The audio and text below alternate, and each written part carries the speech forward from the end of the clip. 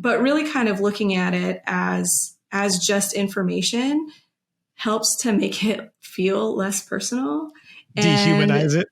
Dehumanize it, because it's so, and like we talked about this last time too, but like not just the negative feedback, but also the positive feedback. Like if we're internalizing the negative feedback or the positive feedback, then we're going to rely so much on external validation to feel safe and to feel good in our business. And that is such a dangerous place to be. Welcome to the Web Design Business Podcast with your host, Josh Hall, helping you build a web design business that gives you freedom and a lifestyle you love. Hey friends, welcome into the show. Great to have you here today. Hey, before we dive into this one, I just wanted to offer a sincere and honest thank you for listening to the show. It dawned on me recently that, and I forget where this stat was. I don't even know how they know this. I guess it depends on the player, but the stat I saw was that people are typically subscribed to between 10 and 15 podcasts, which means you have a lot you could be listening to. So the fact that you're here listening to the show, I so appreciate it. I hope the Web Design Business Podcast helps you on the weekly. To those of you who have been loyal listeners since perhaps day one, an extra special thank you to you. Just wanted to get that out there and say I appreciate you listening because the numbers are growing, which is really, really exciting. And you're a big part of that. You can be a bigger part of the show if you'd like to leave a podcast review or share it to a friend, which would be super helpful. So I appreciate you. Something else I appreciate are good client reviews and student successes. One thing I don't appreciate, I'm sure you feel like this too, is negative feedback, or for whatever reason, when a client just doesn't get good results with the website that you provide for them. So I wanted to talk about this in detail to help you separate emotionally client results, because we cannot have our mental and emotional state as a business owner rely on whether our clients get good or bad results. We cannot go day to day without really diving into this and being cognizant of detaching emotionally from results and feedback. So to explore this in more detail, I'm so excited to bring on Erica Nash, who you can find her at ericanash.com. She essentially is somebody who helps people create course curriculums. And she is also the success coordinator for my friend Shannon Mattern's Web Designer Academy. So Erica is really deep into the world of client results and how to measure those. So I couldn't think of anybody better to talk about how to make sure that we detach from both good and negative results and feedback. How do we detach from those personally and emotionally? So what a fun combo.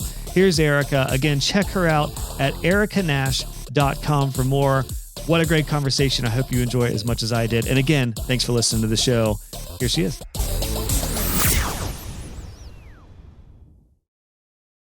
Well, Erica, I had such a good time being interviewed by you that I wanted to return the favor and have you on and maybe pick your brain about, I guess we're going to maybe focus on like client results and how we let those build us up, but also not affect us. And maybe the internalization of the measurements that we get in results for clients. So if that sounds good, I figured that's what we might dive into today. Yeah, I am always game to talk about those kinds of things. And I enjoyed chatting with you. So I'm super excited to get to do it again. Yeah, I was going to say, I know we did it just, what was it, a couple of weeks ago. So I feel like it's going to be a bummer not to chat every couple of weeks. But yeah, you had some really introspective, interesting questions. And I could just tell I feel like you're a very thoughtful entrepreneur. Where does that come from? If I'm reading that right, where do you think that comes from for you with what you do? That is a really great question. I am very introspective, and sometimes that's to my detriment. Most of the time it's a good thing, but sometimes it's a little like, I'm like, okay, Erica, it's not that serious. But yeah, I think it probably, I used to be a teacher. And so, just dealing with a lot of people day in and day out, you almost kind of have to be. And so it really helped me to develop just like the ability to ask questions and ask myself questions. And so that's kind of, and like, that's literally kind of what I do now in my work. I just feel like I'm always just asking questions, and it gives me a sense of like understanding of, whatever it is that my clients are dealing with, but also it allows me to learn more information, but it gives the clients the space to kind of come to their own conclusions about whatever it might be. And so it's always just a really interesting process. And that is kind of just has naturally flowed into podcasting. So that's awesome. It definitely sounds like you're a good fit and a good, the foundation of like your approach to business sounds like it's perfect for what you do with not only the podcast, but I mean, essentially you're helping course creators and I imagine community builders and online entrepreneurs, but you're also connected with one of my good friends in the industry, Shannon Mattern, because what's your official title with her? Are you the success coordinator for her students as well? Yeah, is that right? The client success coordinator. Yeah. Client success coordinator. So, I mean, what a perfect topic. I didn't even think about that until I just said that out loud, but what a perfect topic to get your insight on, which is the results we get our clients, because I imagine you overseeing some of the results that you're helping, or Shannon's helping people with, that must feed into some really interesting questions that I imagine you guys have learned over the years with web designers specifically, with how to get results and how to measure that. Oh, it absolutely has. And it's just, like results can be so, I don't know if touchy is the right word, but they can be just so personal, and we internalize so much of that stuff. And so we have a lot of, and I don't even want to say they're issues, because that doesn't feel like the right word to say, but we get a lot of questions about results and how people are feeling about results, how they're responding to results, and the fear that comes before the results are even in, like just all of the things. And it does help to ask questions and kind of chase that rabbit just a little bit sometimes, to help kind of take some of the power out of the fear that comes, or the hurt that comes with it, or whatever. Well, and I feel like the term results reminds me so much of the term success. And success, just like results, looks so different depending on the situation. And for web designers, this is a really important note. We've never talked about this on the podcast, but results may look different for your customers too. I mean, I think at the end of the day, for web designers, you want to build a website that's going to help grow somebody's business, but there also may be multifacets to that, because success for one business may be like one lead a month from their website. Another business, if it's an online store, for example, success is going to look very different, because their like main revenue source is their website. So results, I think you're right. They are touchy because they're so different. Like, I don't know. Do you guys have a good feel for, maybe in your experience, Erica, like the different categories of success? Like, I imagine one is revenue, business growth, but one may be time. Like, you might want to help people work less and make more. One may be profitability. So it's different than revenue. It's like profitability. One may be success in scaling. I don't know. Have you identified any categories of results? Yeah, typically I like to talk about them in 3 different areas. And so time, money, and capacity. And capacity can look like a lot of different things, but what is the energy, the mental energy, the emotional energy, the physical energy involved in the tasks that you may be taking off of their plate? What are they gaining in that? Something else that I was thinking about recently too is like, in your work as a web designer, are you sort of like decreasing the client's exposure to something that maybe they don't want to deal with, or they feel a lot of stress around, or something like that? And so through that, you're decreasing the mental strain that may be involved, or the mental energy that's involved. And then going back to money, like that tends to be kind of like the top thing, right? Like that people are always talking about the money that this or that is able to create, and which is fine and good, and like that's an important metric to measure by. But also, like, are we able to save our clients money? Thinking about it that way. And then in time, like, I feel like time freedom is kind of the new standard of wealth, right? Like everybody's kind of chasing being able to be away from their desk a little bit more. And so if we can lean into talking about results in all three of those ways, we are always going to be able to show an ROI in some way to potential clients. And it's going to feel a little bit better to us, because if we're just focused on money, there's so many things involved in making money. And like, we can't control all of those things. And so if we kind of diversify how we're talking about them, then we're kind of covering all our bases. That is such a great point. I never really had that visual for explaining results to customers and potential clients, because it's so easy to say, we'll help grow your business with a new website. Usually it's focusing on money, but yeah, if their website helps them, for example, reduce bad fit leads and get really quality people through the door, less discovery calls, but with quality candidates, that right there may save an average of 5 to 10 hours a week for your client. And you could position that as like, what will you do with this extra time in your business or in your life? Like, do you want to take a whole day, potentially a week more for just you, all by just the things we do on the website? I'm just making this web design related, but of course this translates to any industry.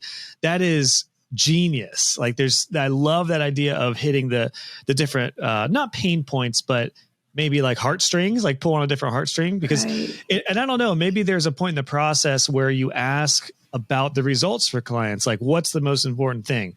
Do we want to grow the revenue? Do we want to focus on profit? Do we want to save you more time?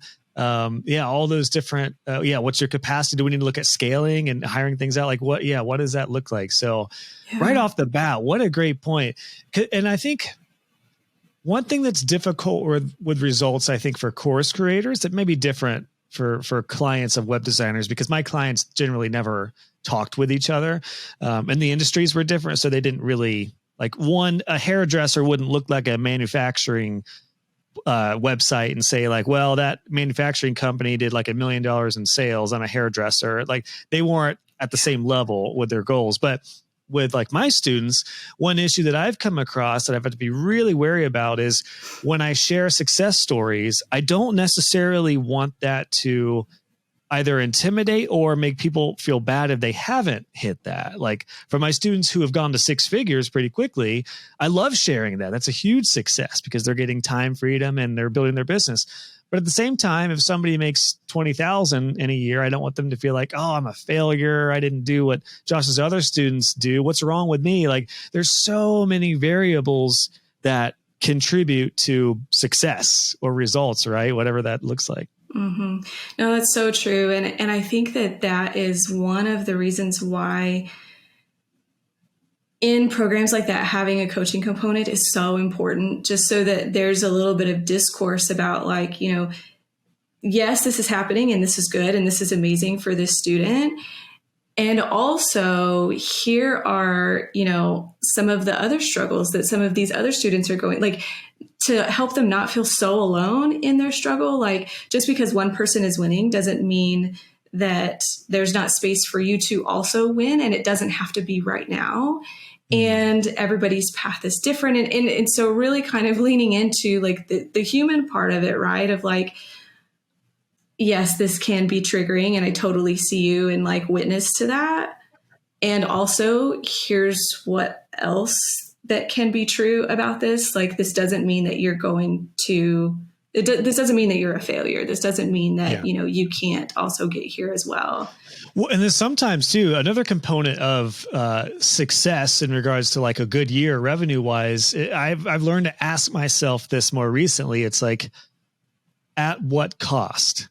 Yes. So a lot of people who make a lot of money, not all cases, but a lot of people who do, it costs them something.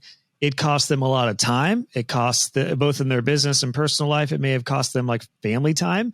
In some case of costs, a lot of entrepreneurs will share their numbers, which I actually am a proponent of, and I'm happy to explain my point of view on that. But just remember, if an entrepreneur like Amy Porterfield, case in point, one of my favorite entrepreneurs in the course creation realm, she's very open about her numbers. Now, She is a multi 7-figure business, but she also has over like 20 plus full-time team members. So there are a ton of expenses and payroll things at play there. It's not like she makes multi 7-figures just for herself.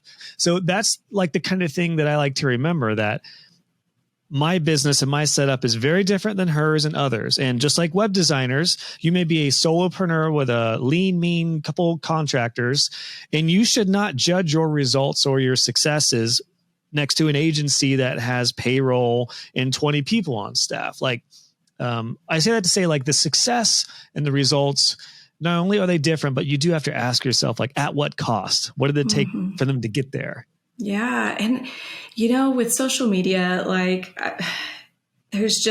we get the highlight reels, right? Like most of the time we're seeing like all of the good things and very, very little of the hard things. And sometimes we can latch on to those good things and make, if we're not meeting those same things, we can make it mean all kinds of things about ourselves that are totally not true.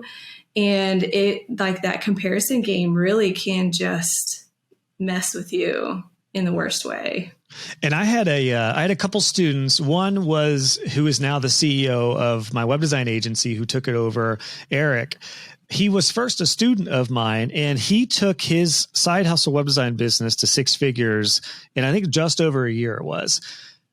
Now, if you parallel that to a lot of my other students who don't do that within a year, like I had one student who was on the podcast a long time ago who said she felt like she just wasn't measuring up necessarily to somebody like Eric, who took it 6 years and 12 months. But if you look at their two journeys, Eric was in a way different position when he started his web design business. He was already experienced as an entrepreneur and as a business owner in many ways.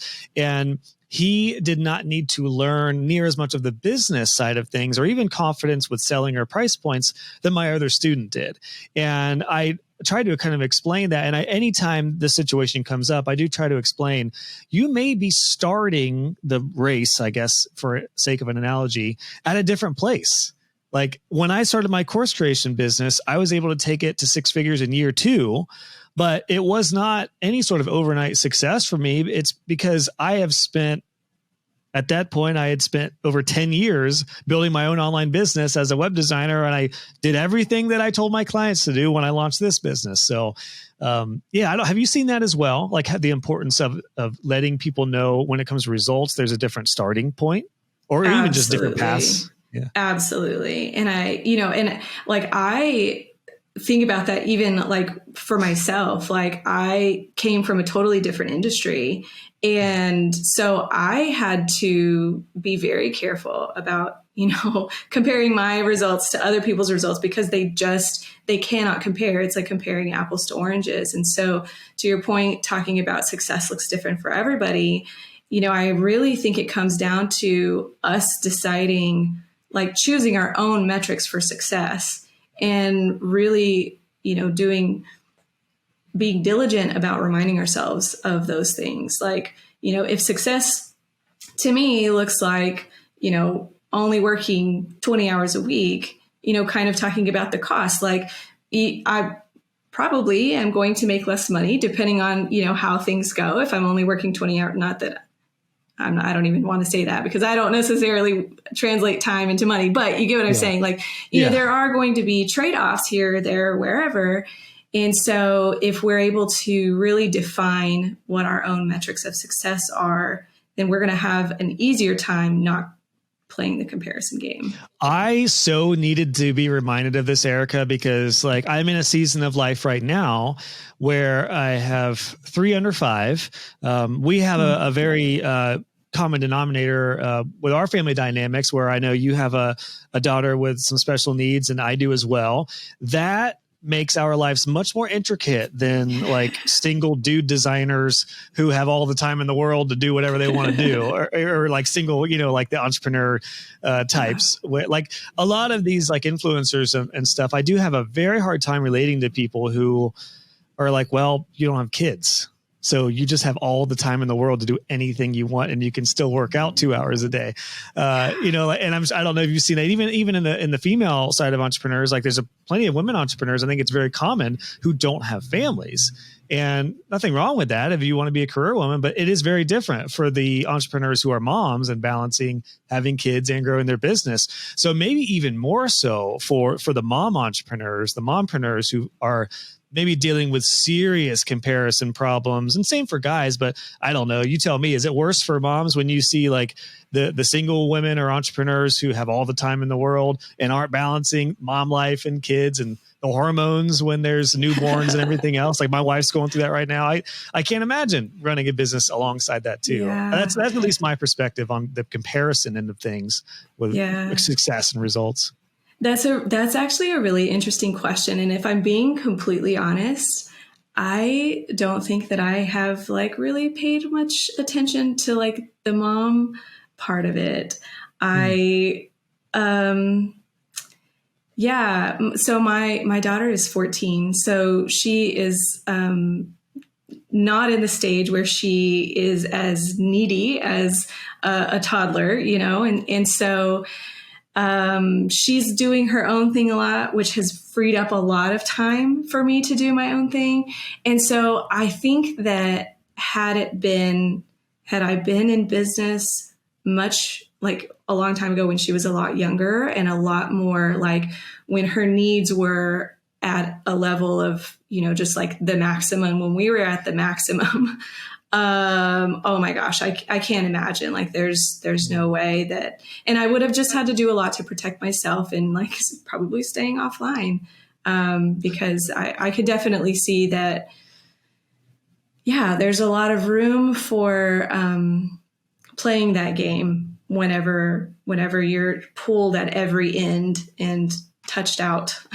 And I like the reason I say that is because we are in that season where 305, little 6-month-old little guy who's awesome, but like we're just in that season. It's very difficult managing 2 toddlers, one with special needs and a newborn. And I feel like I'm pretty good at avoiding the comparison trap, but inevitably those thoughts come into play. And there are some times where I have had to look at what success means for me and the results that I want to get and almost change the narrative to where like I am okay with making a little less as long as I'm supporting my family in this season where I'm not missing a bunch of time with my kids. And I'm not going to like, I'd rather essentially, long and short of it is, I would rather make a little less money and have plenty of memories and kids with the kids at this age than make way more money and be like, well, shit, I just, you know, I didn't even see my newborn barely for the first couple of years. So there is the metric of success is so beyond the money side of things. And the reason I mention, particularly for mompreneurs, but it's the same for dads too, as dadpreneurs, like it is just hard to manage young kids and stay fresh and build and run a business at no matter what level you're in. And it's hard to see, again, these other people who just don't have the same responsibilities or time commitments that you do. But it is a good reminder. I needed to hear this reminder to just to tell it to myself. Like their story is not my story. Their path is not my path. And their season in their life is not my season in my life. Yeah. So I love that thought. I think that's really important when it comes to results and measuring the results for you. Yeah, I totally agree. And I think we forget too quickly. Yeah, it is. Yeah, it's easy. I mean, it's cliche. And like you said, it's the highlights. We all know it's like none of this is stuff that we don't know, but it does seem like the reminder aspect of things like this is really, really important. And remember the same for clients. Like, I think that's where potentially I would love to ask you about when you're sharing success stories of clients. I would imagine the strategy may be to focus on those 3 categories rather than just monetary success, because some clients may be drawn to seeing somebody's numbers go up, but then some clients may be drawn to seeing people have like a good experience. What are your thoughts on that, on those different categories and how to use them for like success stories and testimonials? Oh yeah, absolutely. I think it's so important to sort of differentiate in whatever way possible. You know, those are the 3 that I tend to like kind of lean into, but they're very broad. And so, you know, figuring out, and again, I mean, it really does come down to knowing your ideal client and just doing a lot of talking and asking and finding out what it is that, you know, those pain points. But I love to really dial into like the aspirational side of it. And so for me, it's like looking at a lot of, okay, so like, who is this person and what are their like big life goals? Like what do they want beyond the business, so that the business can then be like a tool to get there.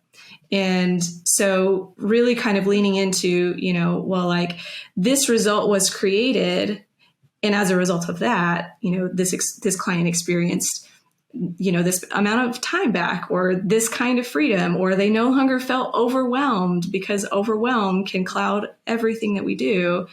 And so just really kind of leaning into how that affects their day-to-day life has been really big.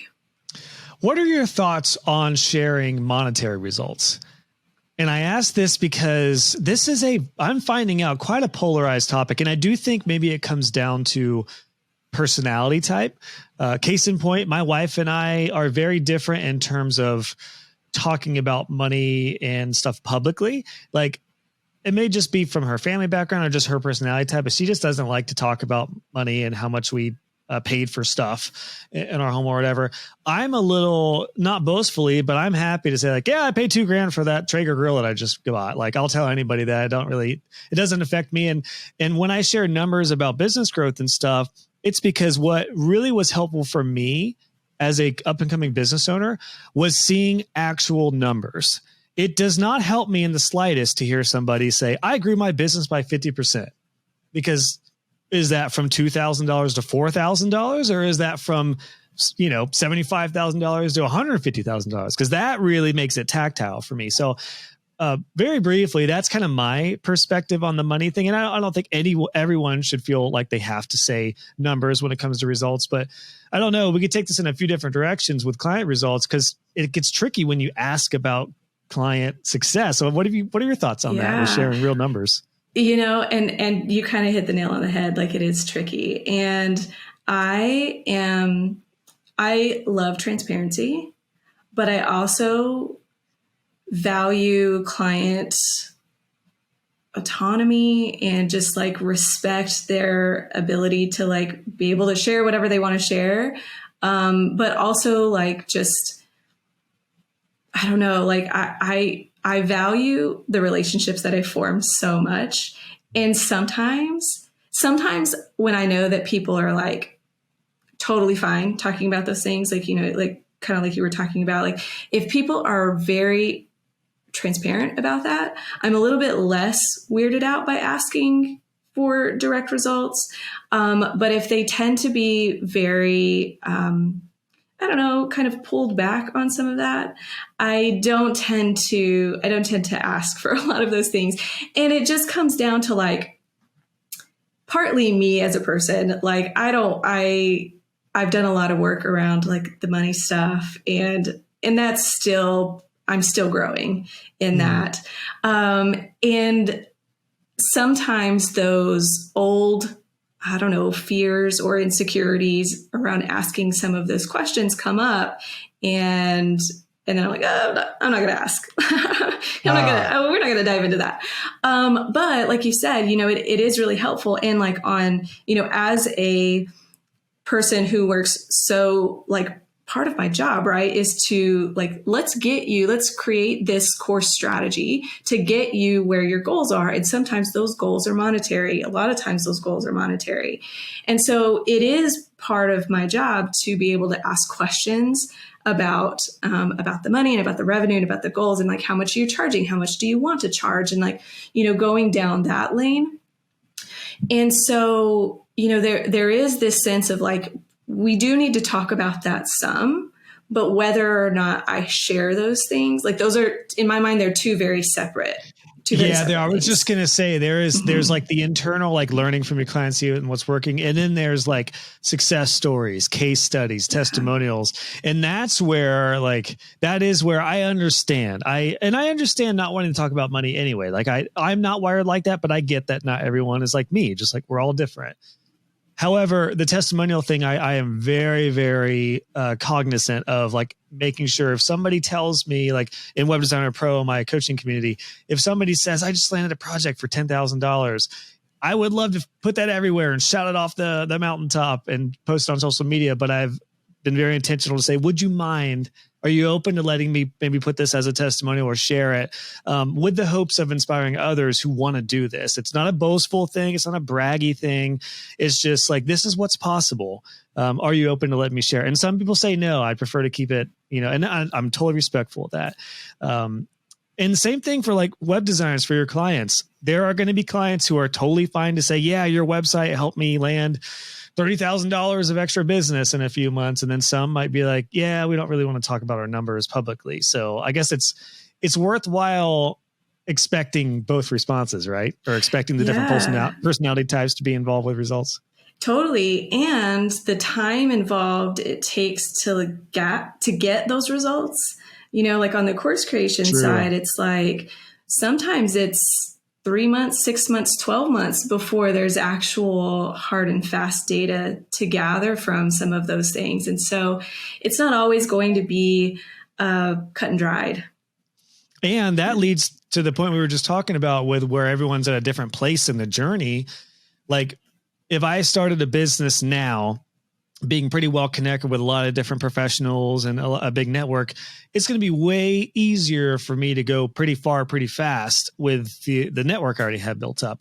But when I was just entering into the business world, coming from the band world with no business owners that I really knew, that's why it took longer to get to a place where I built a professional network. So that's a part of it too. And that's why, like we hit on earlier, the comparison game is really, really dangerous. And I mean, if anyone isn't doing it now, just don't compare yourself to other designers. Everyone has a different story and goals and stuff. So yeah, it's so important with results. Like, I'm kind of curious, do you guys have a questionnaire that you present to clients, not only for you, Erica, with your business, but for Shannon, the Web Designer Academy? Like, do you have a set of typical questions? And do you ask, like, are you okay to talk about numbers, or are you not okay to talk about numbers, or do you prefer to keep them hidden? I don't know. Do you guys have anything like that? Because I'm really considering setting something like that up for my students as well, and maybe making it like a type form or like a conditional logic kind of thing that just puts them on a different path. So like if they're cool talking about numbers, cool. Let's talk revenue. Let's talk time. Let's talk implementations. If they prefer to keep it hidden, then let's talk about time back, freedom, the other stuff that maybe not numbers based. Mm-hmm. Yeah. In WDA, we do have a form that like an intake form when clients fill out. And part of that is sort of like, it's not exactly kind of what you're talking about, but it's really similar in like, in the first 30 days, what result do you want to create? And there's a few options that they can choose from. And that kind of determines the pathway that we recommend for them to take. And that's a really great way for course creators to, one, learn exactly about their students, like learn exactly what they want out of your course and what their expectations are for the course.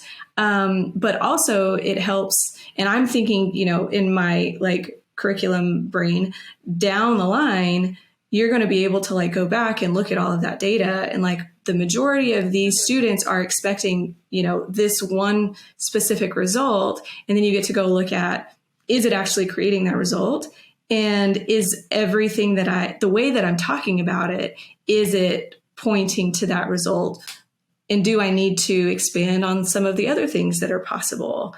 In talking about some of these other avenues or goals that they can reach within the course.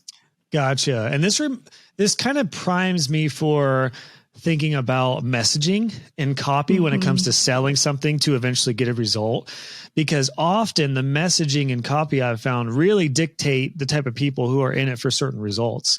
And that's a very convoluted way to say I've kind of played around with adding 6 figures in my copy for helping people build a 6-figure web design business versus or including a business that gets you freedom and a lifestyle you love. That's the tagline of my show. And that's really when it came down to it for me as a web designer.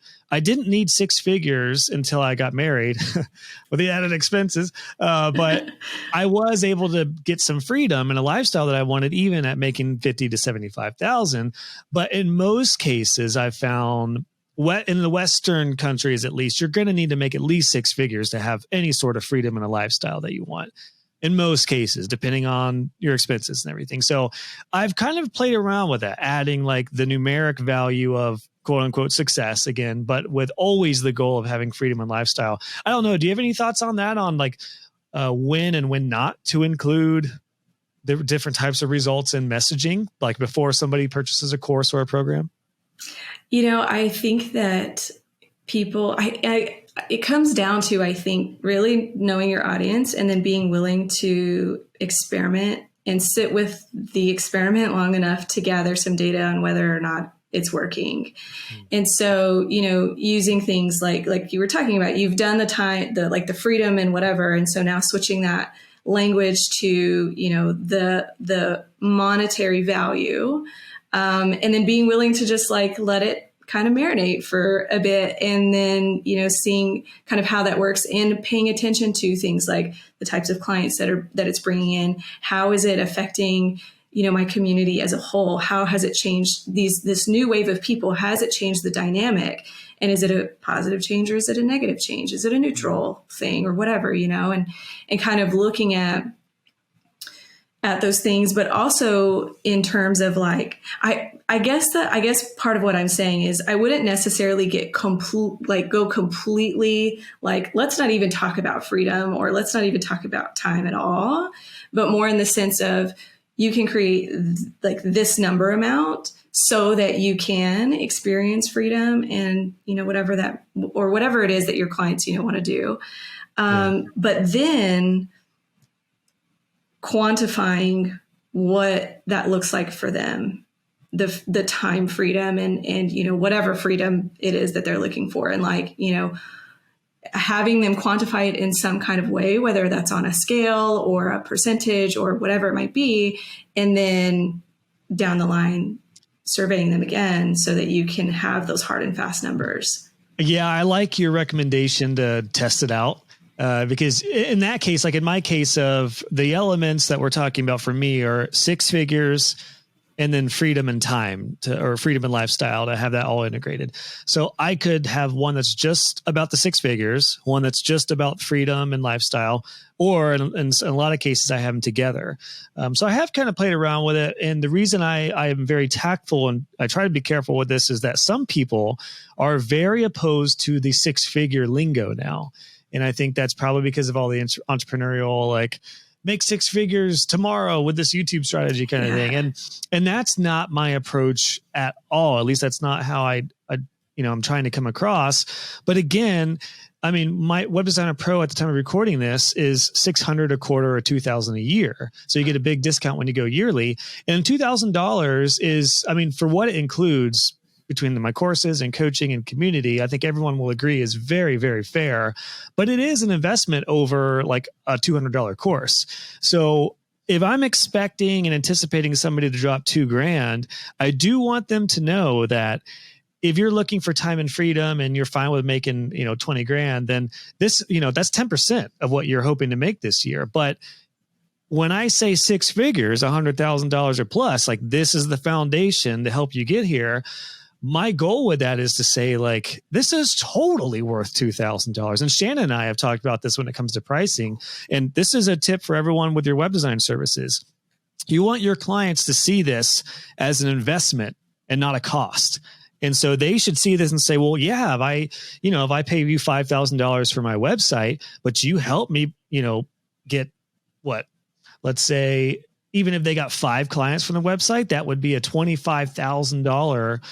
Like if they charge $5,000 for their service, it'd be $25,000 just with the website alone with 5 clients. Like if you can put some monetary value in with what you offer, that really helps sell higher ticket offers and bigger programs. And again, I suppose it's safe to say there's a time and place. So maybe it's good to have those different strategies and maybe almost funnel people to get to the right place of that lingo. I don't know. I mean, it's challenging, but either way, I like this idea of, or maybe, I don't know, do you think it's worth just putting all of that lingo mixed in there? I mean, that's kind of what I've done with the landing page on Web Designer Pro. I just kind of you looked at it like, hopefully you got the vibe that like there are people who are serious about business, but there's also great people, and it's a very feeling based thing, like where there's a lot of parentpreneurs in there. There's a lot of people who are just starting, but also more established.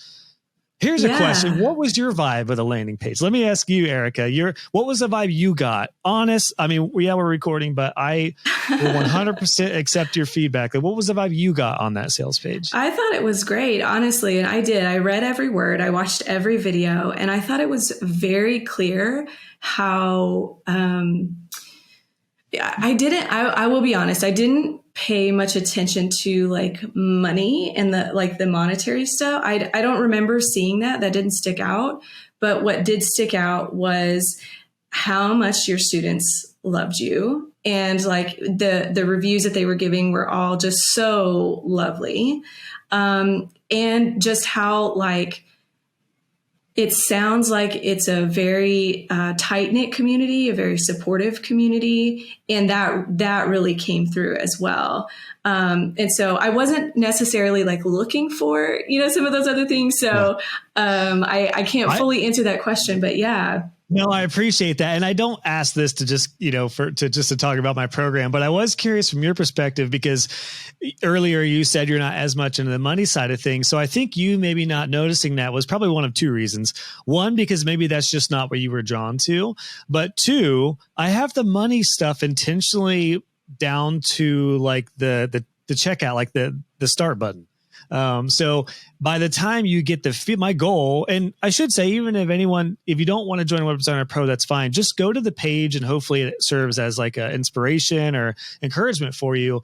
joshhall.co/pro is where you can check this out. But I intentionally lay that out to where you don't really see too much of the money talk until you're about to pay money. So like, I want people to feel good and understand what it's all about and the benefits, but then they see, oh shoot, these feelings and these benefits are helping people make, real, like some members were really open with sharing their numbers. And now for the people like me who like, well, this sounds great, but I'm not joining a group to just, like meet some friends with this. Like I want to grow my business. So how's this going to help? That's my goal, is for them to like, when they're ready to invest, they see some backing there. And I don't think that's the right approach for every sales page, depending on the service, but I do hope it serves as some inspiration for people. If you are selling a $10,000 website, guess what? The majority of your clients are probably going to want to make sure they recoup their investment pretty quick, rather than just like feeling good. And I don't want to disparage. I don't mean to, talk down on that, but I don't know. Do you see what, like, do you agree with that? No, I totally agree. And I, there's a space for it. And I think it's really important to be able to pre-frame some of the things that they're going to do, some of the things that they're going to experience, some of the things that, they'll get out of that other than the monetary things. And then to also lean into that as well. They both have their place. And, again, I really think it comes down to just knowing your clients really, really well. That is well said, Erica. I totally agree. Yeah. Because you're like, if you're a business where you're working with like a lot of holistic people, or maybe, like I have some students who are working with like the spiritual type clients and stuff, they're probably going to be drawn to energy, time, anything like that. I mean, if they're running a business, they're probably going to be money conscious, but they'll probably enjoy that more. They might care about vibing with who they're working with more than just somebody who's like, let's make money quick kind of thing. So I think that's very well said. I'd love to take a deep dive into the timing of results. You mentioned a little bit ago, great point, that it may take different time for results. And there may be different metrics for like how long a result should take for somebody. In the case of particularly Web Designer Academy, when do you guys look for results? Do you follow up like a few months later, and then half a year, then a year later? Do you have exact timestamps on when you reach all? What does that look like? Yeah, we have been working on developing that process. Typically, like they set a goal, students set a goal for like the first 30 days. And sometimes that's possible with what they want. Sometimes I don't want to say it's not possible, but sometimes that's, a little bit more of a stretch than some of the other things. And then we also, so it's a 12-month program, and we try to reach out quarterly and just check in. But we meet weekly, and sometimes even twice a week or some people I see 3 times a week, and so there's a lot of checking in there as well. We have avenues for support that people can do. And so we are doing a whole lot of internal work, checking in on those things, as like they're submitting assets and stuff like that, to check in with their questions. But there are people that don't engage that way, and that's totally okay. They have the freedom to do that. And so we do send out emails, like I said, about quarterly, so that nobody falls through the cracks, because sometimes that can happen as well. Yeah. Yeah. I think it's probably safe to say a quarterly check-in is just a great way to go, because it is tough to measure within a month or two. I mean, I come from building websites, and when you do some work on them for SEO, clients are always like, the week after, they're like, hey, I'm not on the first page on Google. And they're like, yeah, it's because we just launched the site. We got to give it some time. So I'm used to telling clients, like, give it a few months. And I know clients don't always want to hear that, but same thing for all results. I think it's probably a good safe estimate to be able to do some check-ins, because you'll get some decent data within a few months. Half a year is often really good data. And then by a year, you should have a good understanding of whether it's going well or not. Speaking of going well or not, perfect segue into something that you and I talked about on your podcast, which is internalizing client results for yourself. And this is a biggie, because as service providers, or as course creators in particular, I know how easy it is to feel really high or really low when somebody does well or doesn't do well after they go through your stuff. Can you talk to me about that, Erica? Like, if somebody doesn't hit their goals and things aren't going well, like, how do we not let that affect us personally? I guess that's the question. And it's such a big question. And I just want to preface this and say that I am saying this as a person who has had to do a lot of deep work around feedback and results, and just a lot of sensitivity around those things, and feeling, or what my brain perceives to be as rejection when feedback might come in that's not overly positive.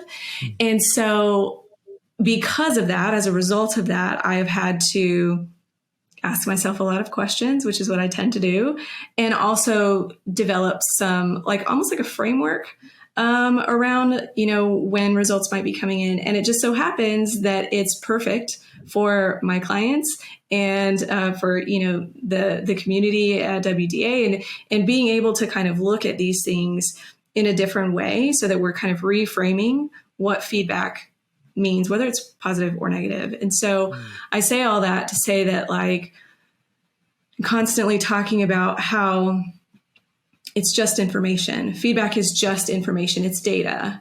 And so whenever we have the ability to look at feedback, results, whatever you want to call it, as data, then we can kind of be put our scientist hats on and kind of look at it as okay, this is one giant experiment. What I expected was not the outcome. So what slight shift do I need to make so that I can perform the next test?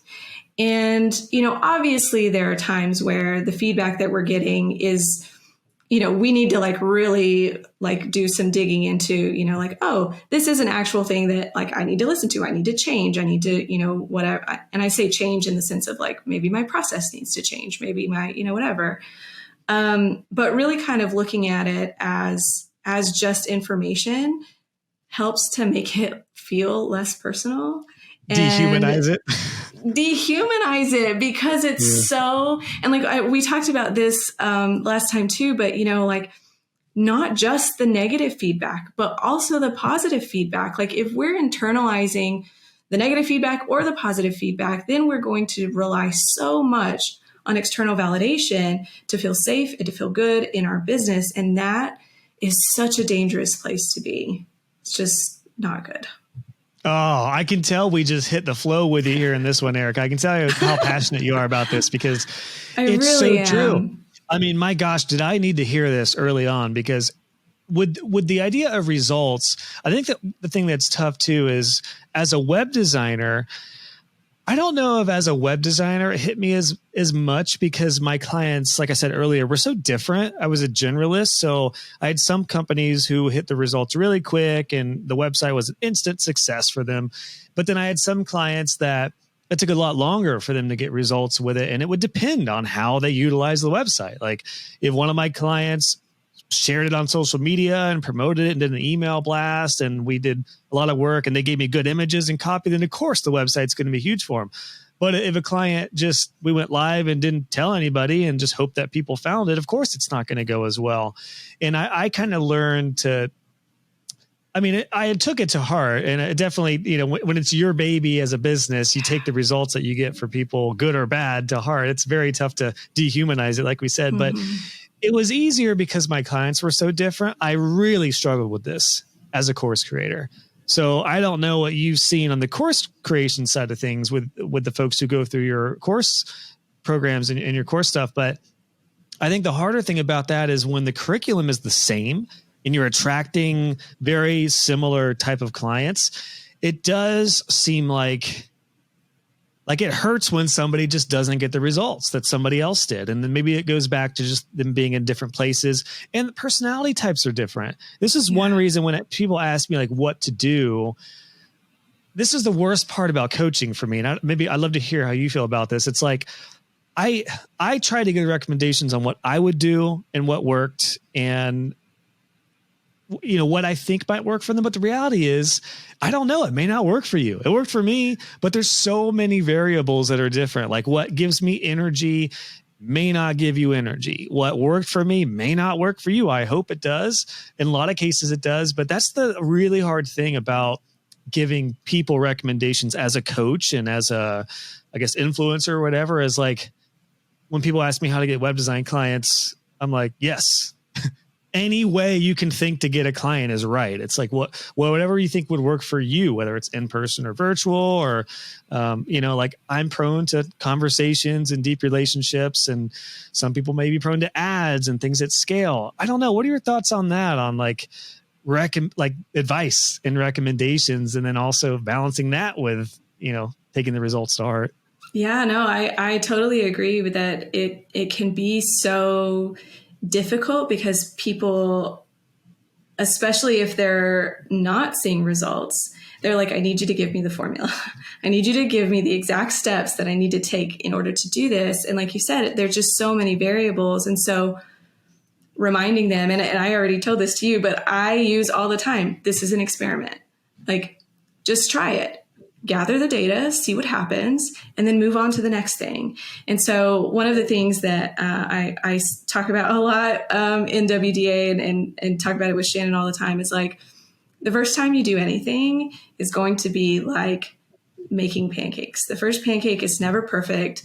It's like, maybe it's edible, maybe it's not. It's not very pretty usually. Like, let's get past the first pancake, gather what information we can about that one, and then like go on to the next one. Maybe the batter needs to be remade. I don't know. But like, let's just do the first one, get it out of the way, and like see what happens then. And so I think just reminding people that like, it's okay to not know exactly what's going to happen, which I know is incredibly challenging. I love to know all the things that are happening in every way so that I can be prepared in all the ways, because I tend to be super hyper vigilant. And so I understand that is so challenging.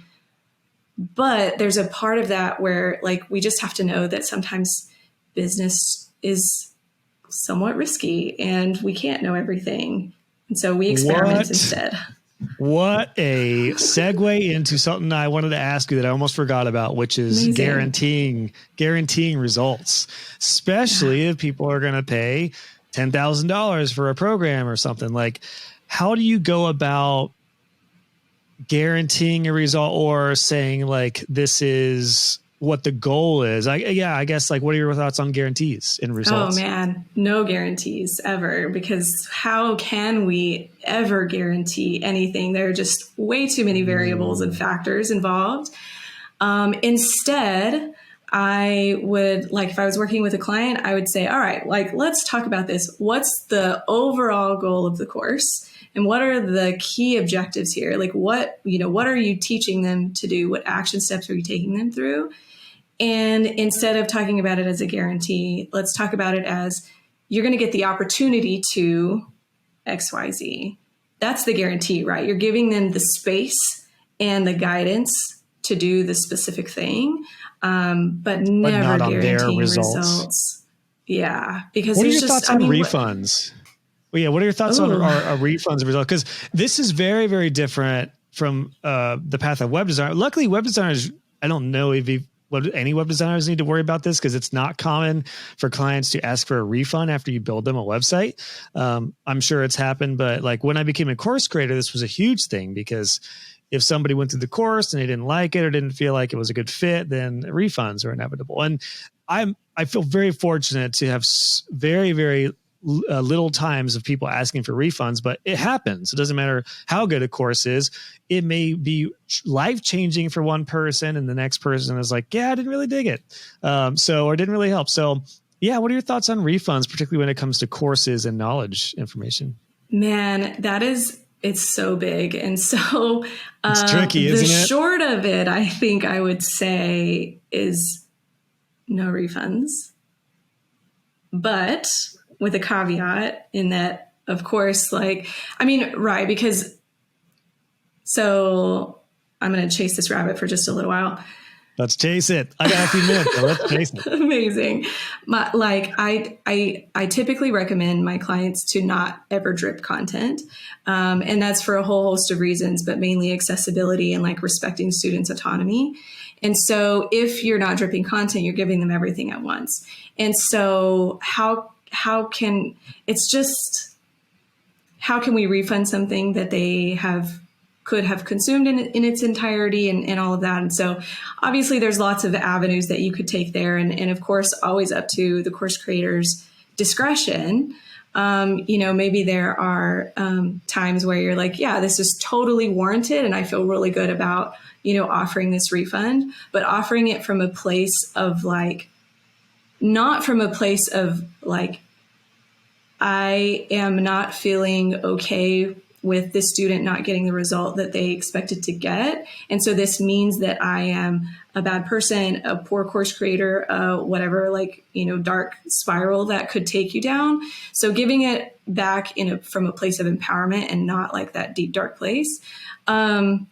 But then really kind of looking at it as okay, they didn't get the result that they were after.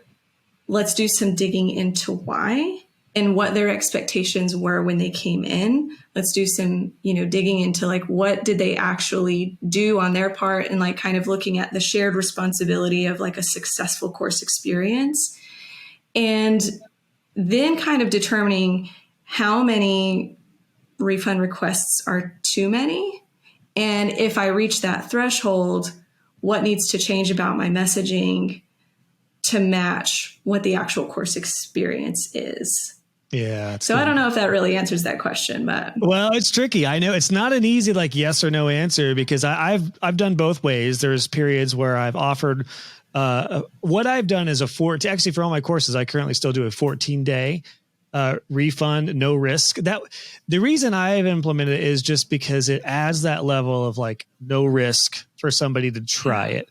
I found that if people are really into my YouTube channel or my podcast, very, very rarely, and again, knock on wood, very rarely have I had people request a refund, and I've never had anyone be mad about it.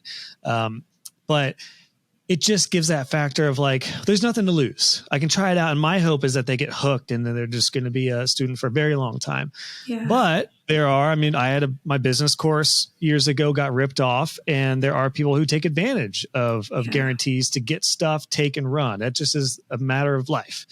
One of my favorite authors, though, Derek Sivers, said in his book, Anything You Want, kind of do as to others as you would want done to you. If you feel it would make you feel better as a business owner to give people a no risk option, then go for it. But if there is a lot of risk that is not worth that potentially, or a lot of information or content that could be exposed and hurt your business, then that's a different yeah, it's the different model. So yeah, I mean, I've seen so many course creators go both ways. And we talked about Amy Porterfield earlier. I know like her friend and colleague, Marie Forleo, I just got bombarded with ads for one of her courses. And a big stress point on their ads is no risk. You have like 14-day type of thing.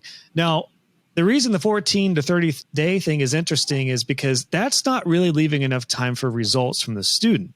That's basically more of, am I going to like this? Or is it not, am I not jiving with it? So that's where like, I think as course creators, in most cases, you're not going to base a refund off of results because 30 days isn't even enough time for nearly any results on something potentially. But so maybe that's the difference there is it's more about like, let's see if we're a good fit kind of thing.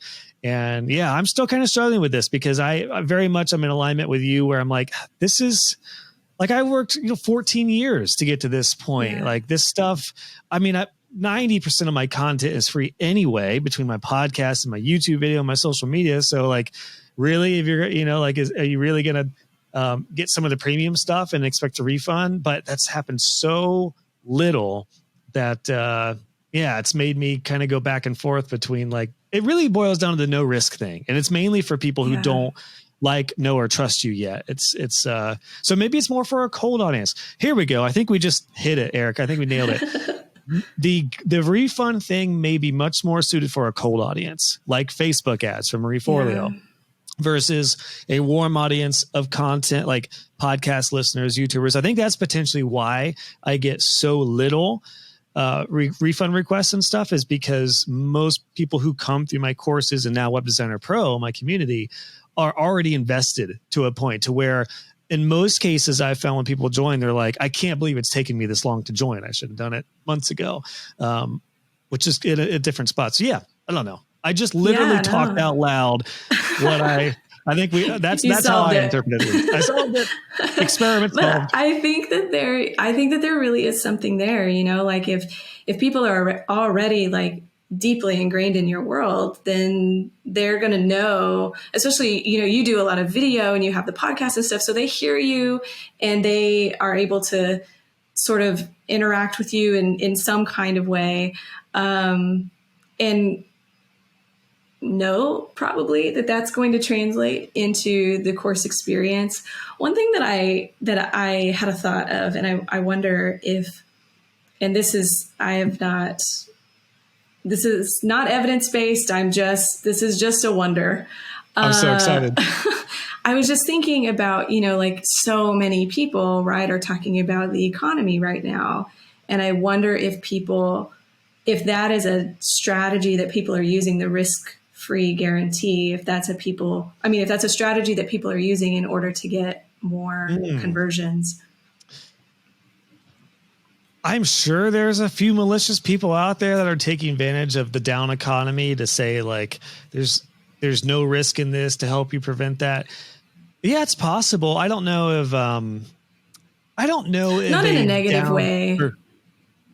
Just like in a way of like, for course creators to be like, if they're having a hard time, like closing, like if that adds another layer of like, yeah. So that they're feeling a little bit safer and like, well, like I kind of need to hold on to this money, but if this thing is going to help, then like it feels a little safer to like hand it over for a little while. Gotcha. Yeah. I mean, I personally have felt like that because the times I didn't offer a guarantee, I always wondered how many people were hovering over that pay button, but they were like, I'm going to feel locked. Like I can't, like if I don't like it, then I'm not going to have an option to go back. But again, the goal is to get somebody at that point where, like we were talking about my landing page for Web Designer Pro, I want people when they're on that checkout page to zip through it because they're freaking ready. They're not like, oh, I'm so nervous. That is not what I want. And quite frankly, for everyone listening, if you go to that page and you're thinking and you're like super nervous and you're just dreading moving forward, don't do it. Like I want you to be pumped and I want you to check out and dive because once you check out, it zips you right into Web Designer Pro to my getting started stuff. And I want that to be like, yes, I'm in. Not, oh God, what did I just do? Right? Every course creator's dream. Yeah. Or even if there is that, hopefully the excitement wins out. Yes. The excitement trumps the, I don't know what's the right word.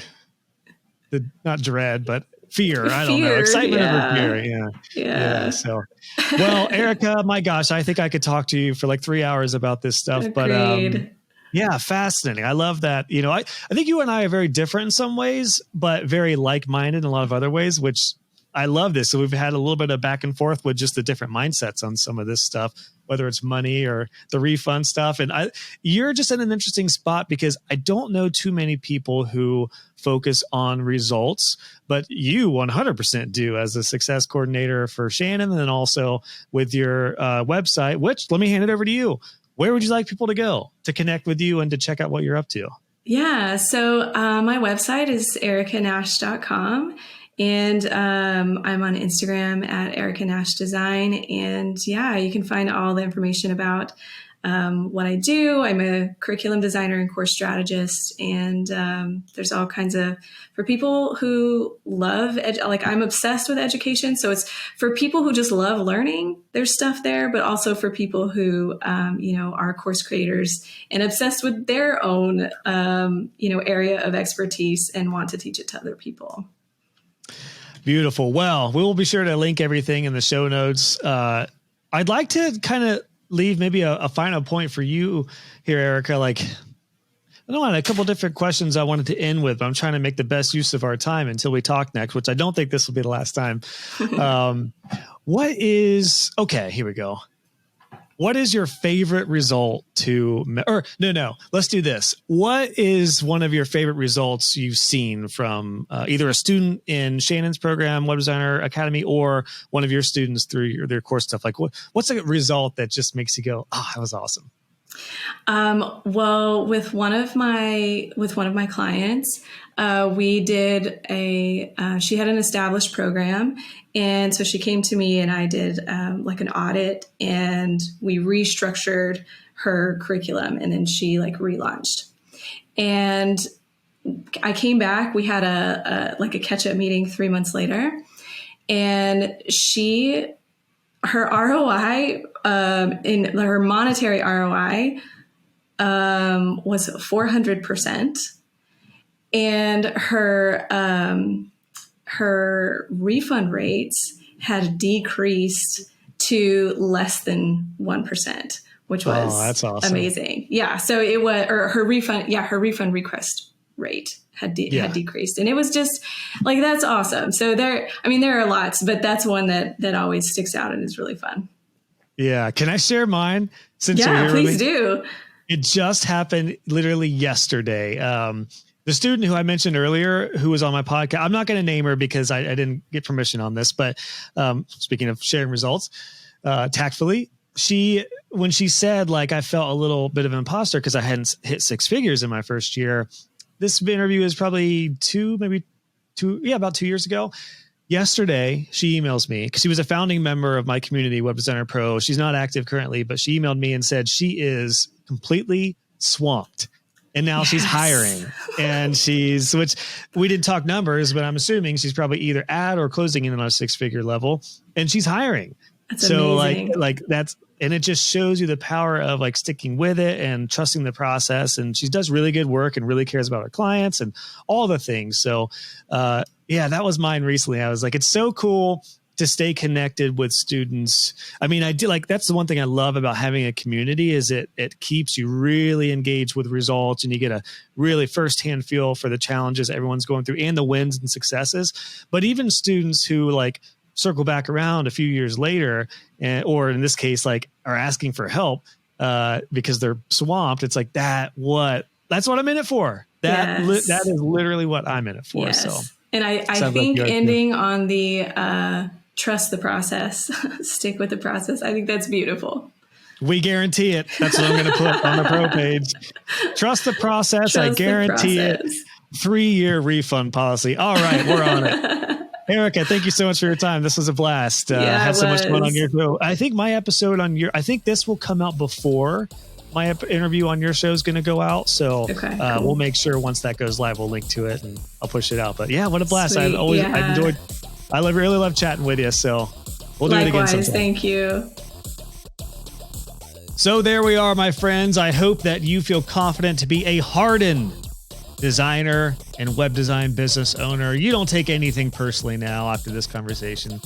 Yes, it's going to be a work in progress, take some time, but I do feel like it's a muscle. And the more you are aware of it and come to expect negative reviews and clients just not getting great results, it is just going to happen. Like I know I said this earlier, but I literally have had courses that change people's lives, and I've had some stuff that, the same people go through that and they're like, yeah, just didn't get the results I was hoping for. It's like, well, something's off there. I don't know. And it's all right. Like, it is going to happen when you create something and you provide services. So all that to say, I hope this has helped you mastering the art of detaching personally and emotionally from client results and feedback. Again, thanks to Erica for coming on today and being so transparent and just opening up about this topic. Somebody who knows a lot about client results. Check her website out at ericanash.com if you'd like to see what she's all about with helping you create course blueprints. She also has a really cool podcast. Yours truly will be on, I think in July, is my interview with her on the Next Level Course Creator podcast. And social media wise, she's currently active on Instagram. You can find her at Erica Nash Design on the Insta. So those of you who are there, look her up, follow her, let her know you appreciate her on the Web Design Business Podcast. And until next time, guys, thanks for joining. See you on the next episode.